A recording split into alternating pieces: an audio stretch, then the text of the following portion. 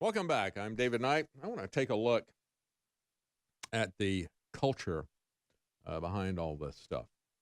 The Babylon culture. You know, we had Peter Fonda yesterday, the disgusting things that he was doing and saying on Twitter.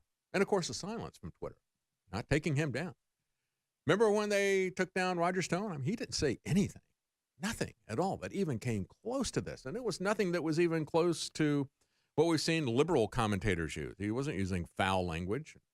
They didn't like his political views. And eventually they took down his news source, Stone Cold Truth, that was just reporting articles.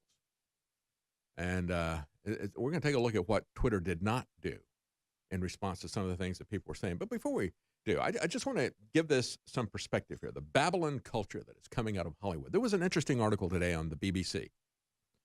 Why a film called Kaleidoscope was never made by Alfred Hitchcock.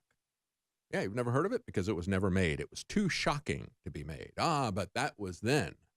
This is now. Nothing is too shocking now. Nothing is too perverted, too evil for Hollywood to do. They point out, of course, you had Psycho in 1960.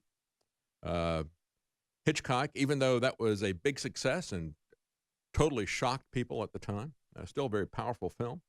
He had an even more shocking film planned, reports the BBC, just a few years later, that would have been called Kaleidoscope. If he had succeeded, they said we might currently be celebrating the 50th anniversary of a boundary-pushing, taboo-shattering masterpiece. That's what they love to do.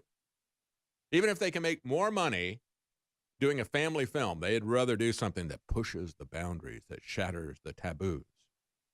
It was deemed so transgressive that not even Alfred Hitchcock was allowed to make it in Hollywood 50 years ago. But today things are different, aren't they? Hitchcock had asked the guy who had written Psycho to do the screenplay and of this of the novel that was based on his idea. So Hitchcock comes to him with that. And this guy, Robert Bloch, who had done Psycho, found the material too disturbing in 1964. And when Hitchcock commissioned his old friend Ben Levy to rough out a script in 1966, though, Levy didn't have any qualms about that.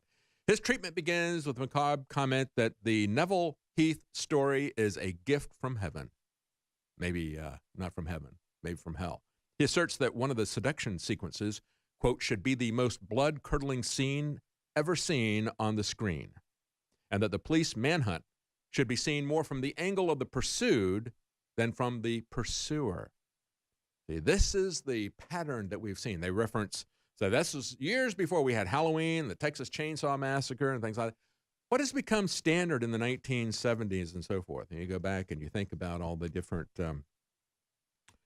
series that have come out, the different anti-heroes we've had, you know, Hannibal Lecter and Silence of the Lambs, or all these teen horror flicks of the 1970s and 80s. They gradually moved your perspective from victim to killer. They want you to identify with the killer. Why is it that we have so many attacks on children in schools today after we've had so many films where teenagers are slashed to bits and you are supposed to identify with that? I mean, that's just one, that is a factor, folks. It's not the only factor. I think the drugs are a bigger factor. I think the isolation of the teenagers and the social media is also a huge factor. There's a lot of different factors that are all coming together, but this is a factor, folks. And then this story, it's on the Daily Mail. The author who wrote a gruesome novel is found guilty of killing and mutilating his fiancée. And interestingly enough, he did it exactly like he described in the novel.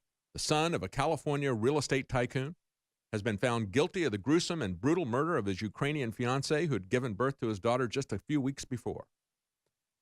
He is a millionaire property heir. He tortured and mutilated his fiancée inside his West Hollywood apartment before she died. He drained all the blood from her body, removed her scalp. The autopsy report says parts of the right side of the 30-year-old's face, including her ear, were torn off in the brutal slaying before she died. Now, why is this so interesting, I think? It's because graphic images of the scene were shown to the jury.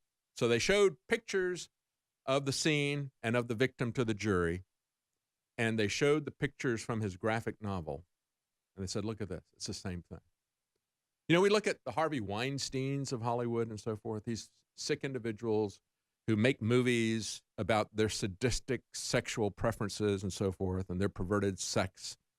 And then we're surprised when they do this stuff in real life. And then we're surprised when this guy makes a lot of money doing a graphic novel, called it Syndrome. He helped create back in 2010. We're surprised when he actually acts it out, just like Harvey Weinstein acted out his perversions. In this novel, they say a scientist tries to find a way to cure people of evil. Remember a couple of weeks ago, I played you that clip. It was done after the Parkland shooting by Ray Comfort, a Christian film documentary guy. And he went to some high school students in the aftermath of Parkland High School. And he asked them, is what this guy did evil? Is he an evil person? Well, I can't say that he's evil. I don't want to call him evil. You can't call that evil? Oh, okay. Would it be evil if he raped the girl? Oh, yeah, that would be evil. But it's not evil if he shoots the girl and kills her, right? They can't acknowledge that something is evil. They don't believe, really, that it's evil, unless it's some things that the politically correct crowd, the social justice warriors, have hammered into their heads are evil. You know, things like rape or things like being white. That's evil. But other than that, we can't say that there's evil in the world, except in the persona of white-skinned people, because that began with Bill Ayers and the Weather Underground. And then he went into education. And for the last several decades, his agenda has been drilled like propaganda into the minds of our kids, from kindergarten through graduate school. One page in this graphic novel displays a woman lying naked on a bed with no head. That's the way that they found his fiancée. It begins with a foreword, if you loved hurting things, what would you do? And it ends with an image of a hand dripping blood and the caption, in the end, we all become monsters. Yeah, if we allow the culture of Hollywood to continue to metastasize this evil cancer that we call Hollywood. Prosecutors argued that the 37-year-old had mirrored elements of the novel in this murder, and that the book was his blueprint, just like the movies that we watch are the blueprints for the lives that we live in so many cases.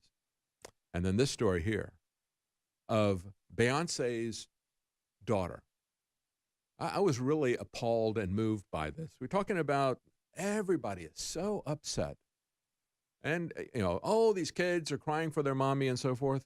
Are they concerned about the fact that Beyonce's daughter, Blue Ivy, who is 6 years old, she was taken to a concert, and up on the big screen are pictures of her mother gyrating, virtually naked, simulating sex and everything, and the horrified look on her daughter's face. And she looks at it as you see the innocence being repelled by what her mother is doing on the screen. And as she jumps down and hides her face, she just goes down below the barrier so she doesn't have to see it. See, that's what we're doing to our children. That's what Hollywood is doing to our children. And we keep taking them and showing it to them. And so when you look at all of that stuff, is it any surprise that this evil product of a Hollywood dynasty, Peter Fonda, look at Peter Fonda, look at Jane Fonda. You know, I mean, this is what Hollywood produces, folks. That he would come out and say the kinds of things that he did yesterday and then double down on it. You know, he'd come back as Donald Trump Jr. hits back on him, says, you're clearly a sick individual. Yes, he is. He's from Hollywood, folks. He's from Hollywood. And everyone is an internet badass. But rather than attack an 11-year-old like a bully and a coward, why don't you pick on somebody a little bit bigger? And then you have a guy who is a scriptwriter in Hollywood saying, don't worry, we're coming for your daughter, Chloe, next, your 3-year-old. That's Hollywood for you, folks. That's the background of this gaslight attack. We'll be right back.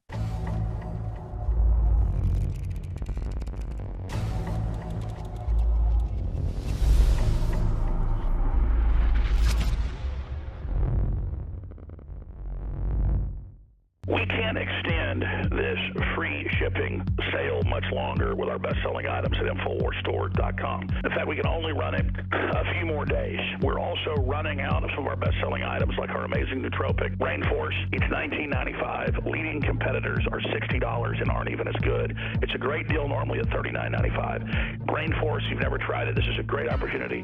$19.95. Also, Alpha Power is 50% off. If you don't know what it's done for me and so many others for stamina, focus, libido, it does so many things. X2, even though we're having trouble sourcing the deep earth crystals of the good halogen iodine, I am blowing out the stockpile of it we have, at least for another few days, at 50% off. And then after that, it's going to go back to full price until we secure more of it. InfoWarsLife.com, InfoWarsStore.com, or 888-253-3139. And thank you all for helping fund the second American global revolution.